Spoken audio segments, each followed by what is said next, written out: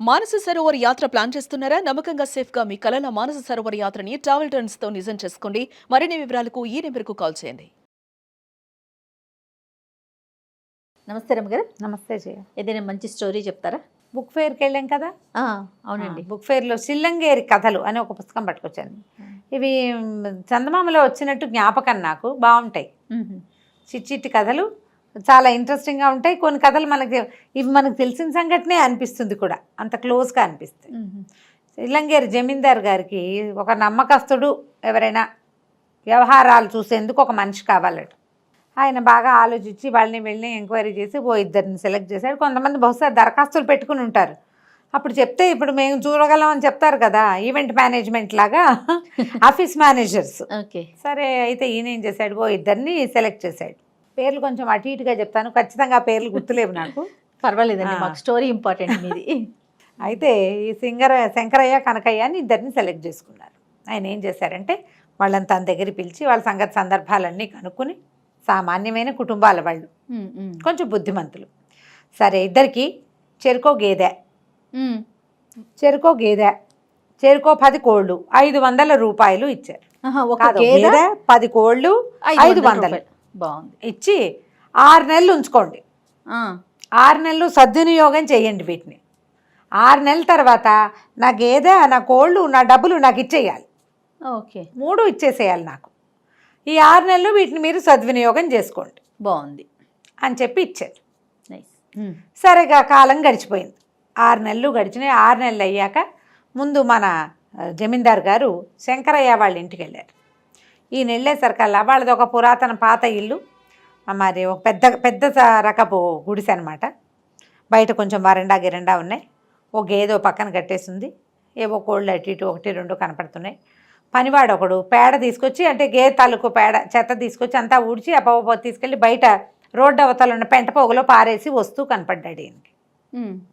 లోపలికి వెళ్ళాడు. లోపల వాళ్ళ ఆవిడ పిల్లల్ని ముగ్గురు పిల్లలు ఉన్నారు వాళ్ళకి. పిల్లల్ని చుట్టూతా పెట్టుకుని పిల్లల్ని ఆడించుకుంటారు.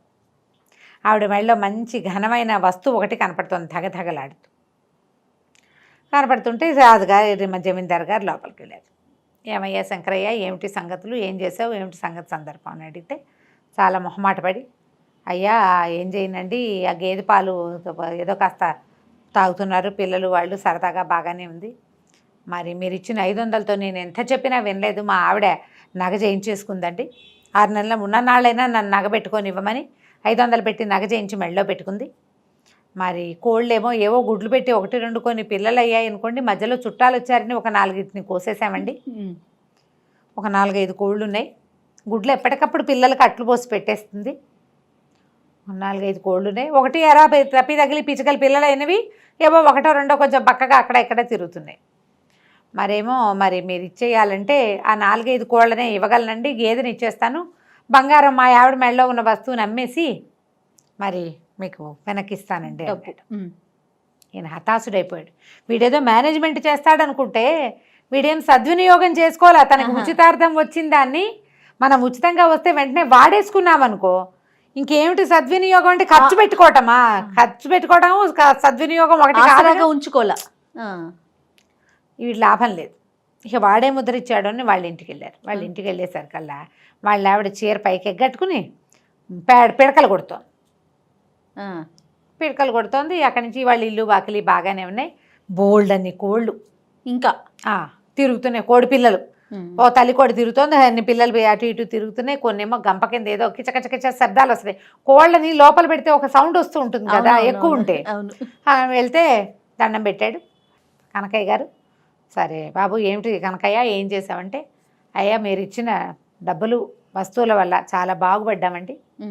అంతకుముందు ఆసరా లేకుండా ఉన్నాం. అదే మరి మీరు ఇచ్చిన 500 నుండి చుట్టుపక్కల రైతులకు అప్పులు ఇచ్చాను, వడ్డీ వెనకేసుకున్నానండి, మీ డబ్బులు మీకు ఇచ్చేయగలను. 500ని ఎంతమందికి అప్పిచ్చాడు ఆయన? 55 రూపాయలకి రూపాయి వడ్డీ చొప్పున ఇచ్చిన 6 నెలలకి ఒక్కొక్క చోట నుంచి డబ్బు వస్తుందా? అదే కదా.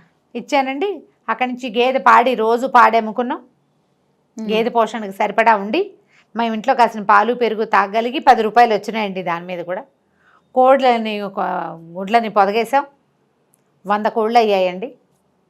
కోళ్ళు పిల్లలు పెడతాయి కదా. అవును. సరే 100 కోళ్ళు అయ్యాయి. మీ 10 కోళ్ళు మీకు ఇచ్చేయగలను. ఏమో మరి ఇంత బాగుపడ్డావు, మీ ఆవిడ పేడతో పిడకలు కొడుతోంది, మెళ్ళో బంగారం గీకారం ఏమీ చేయలేదంటే, అబ్బే లేదండి మా ఆవిడ ఇల్లు వాకిలి లేకుండా మనకు బంగారం ఎందుకంది, కాస్త డబ్బులు వెనకేసాం కదండి, మీ దైవాల కోళ్ళు మిగిలిపోతాయి కదా, వాటితోటి తతమా మెల్లిగా ఇల్లు వాకిలి ఏర్పరచుకున్నాక అప్పుడు బంగారం చేయించుకుంటామండి, మరి డబ్బులు కనపడతాయి కదా, మీ ఆవిడ పిడకలు ఎందుకు కొడుతోంది అన్నాడు ఆయన. అదేముందండి, వస్తువు వృధా చేయకూడదు కదా, పిడకలు పొయ్యిలోకి వస్తాయి, మన పొయ్యి సరిపడా పోగా దానిలో పెట్టుకోగా మిగిలిన 4 పిడకలు పైకి వేసుకుంటే పైనుంచి ఇంకేదైనా వస్తువు అదనంగా వస్తుంది. ఎవరికైనా పిడకలు ఇస్తే వాళ్ళ ఇంట్లో ఉన్న మినపప్పు కందిపప్పు వస్తుంది, ఖర్చుకు సరిపోతుంది కదా, ఊరికే ఖాళీగా కూర్చోటం ఎందుకండి, పాలేడని పెట్టుకోలేదా నువ్వు అన్నాడు. ఇంతోటి ఓగేదే 4 కోళ్ళకి పాలేదు ఎందుకండి, మేమిద్దరం ఉన్నాం కదా అన్నాడు. అనేసరికల్ రాజుకు భలే నచ్చింది. వెంటనే కనుక ఏం చేశాడు, గేదెని తీసుకొచ్చి వాకిట్లో నుంచో పెట్టేశాడు, 10 కోళ్ళని ఒక గంపకెత్తిచ్చి ఇదిగోండి మీ 10 కోళ్ళు అని చేతిలో పెట్టాడు, 500 ఇచ్చేసాడు. బాబా. ఆయన సంతోషించి, జమీందారు నీ 10 కోళ్ళు నువ్వే ఉంచుకో, నీ 100తో పాటు ఇవి ఉంటాయి, గేదెని మీ ఆవిడ చేస్తున్న సేవకి మెచ్చుకుని ఇచ్చేసాను, ఇచ్చాను, ఈ 500 నీ తొలి జీతం అనుకో, ఈ 6 నెలలు నువ్వు నా కోడిని నా కోళ్ళని నా గేదెని సంరక్షించినందుకు ఈ 500 నువ్వే ఉంచుకో, ఉద్యోగంలో చేరు వచ్చి అని చెప్పి. ఓకే, బాగుంది. మేనేజ్మెంట్ అది చూడు, చిన్న కథ ఇది. మనం మన జీవితంలో ఆలోచించుకుందాం దీన్ని. ఖచ్చితంగా మనం ప్రతి వాళ్ళు మనం ఏం చేస్తున్నాం అనేది ఒక్కసారి మనమే సింహావలోకనం చేసుకోవాలి. మన దగ్గర 1 లక్ష వస్తే మనం అట్లా యాక్ట్ చేస్తున్నాం, మనకు 50,000 వస్తే ఏం చేస్తున్నాం, మనకు 10,000 ఎవరైనా ఇస్తే ఇమీడియట్గా దాన్ని వాడేస్తాం మనం. అవును. ఇప్పుడు ఈ నెల ఖర్చు మనకు నెలసరి ఖర్చు 4,000 అనుకోండి, ఎక్స్ట్రా డబ్బు కనపడింది కాబట్టి వాడేయకుండా ఇంకో నెలకు సరిపడా దాన్ని ఉంచుకుందామన్న ఊహ చేస్తామా మనం? చాలా తక్కువ అండి, చెయ్యం. మనీ మేనేజ్మెంట్ ఎప్పుడు కూడా ఇలా చేయాలి. ఇదేదో కోళ్ళు గేదెలు లెక్కలాగా ఎలా చేస్తామని పోట్లాడతారు.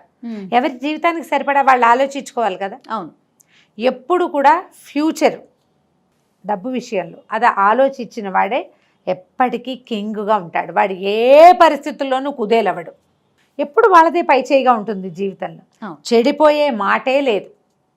ఎక్స్ట్రా వచ్చిన డబ్బులు పాత పెట్టుకుంటారట, ఇది వరకటి పాతకాల కథల్లో అలా కనపడేది. బంగారము డబ్బు ఎక్స్ట్రా ఉంటే వాళ్ళు ఏం చేసేవాళ్ళు, భూమిలో గొయ్యి తీసి ఇంట్లోనే ఒక పక్కన పాత పెట్టి ఉంచుకునేవాళ్ళు. ఎంత ప్రాణాల మీదకి వస్తేనే తప్పిస్తే దాని జోలికి వెళ్ళేవాళ్ళు కాదు. రోజువారీ ఉన్నవాటితో నడిపించుకుంటూ ఉండేవాళ్ళు. ఎంత ఉంటే అంత. పూర్తిగా ప్రాణావసరం వస్తే కింద ఉంటుంది. అది చూడండి, పాత ఆలోచన కదా. ఈ ఆలోచన పెట్టుకోండి. ఎక్కడైనా పిల్లలు పెట్టే రకంగా డబ్బుల్ని మదుపు పెట్టడం ప్రాక్టీస్ చేయండి. కోళ్ళు పిల్లలు పెట్టంటే డబ్బులు కూడా పిల్లల్ని పెడతాయి. ఆలోచిస్తే పెట్టించాలి మనం. ఎక్కడ పెడితే డబ్బులు పిల్లల్ని పెడతాయో చూసుకుని అక్కడ పెట్టండి. వాడు నువ్వు 1 లక్ష ఇవ్వు నేను 50 లక్షలు ఇస్తా అనేవాడిని నమ్మకండి. అస్సలు. నువ్వు 10,000 పెట్టు, సంవత్సరానికి నీకు 12,000 ఇస్తా అన్నవాడిని నమ్మండి.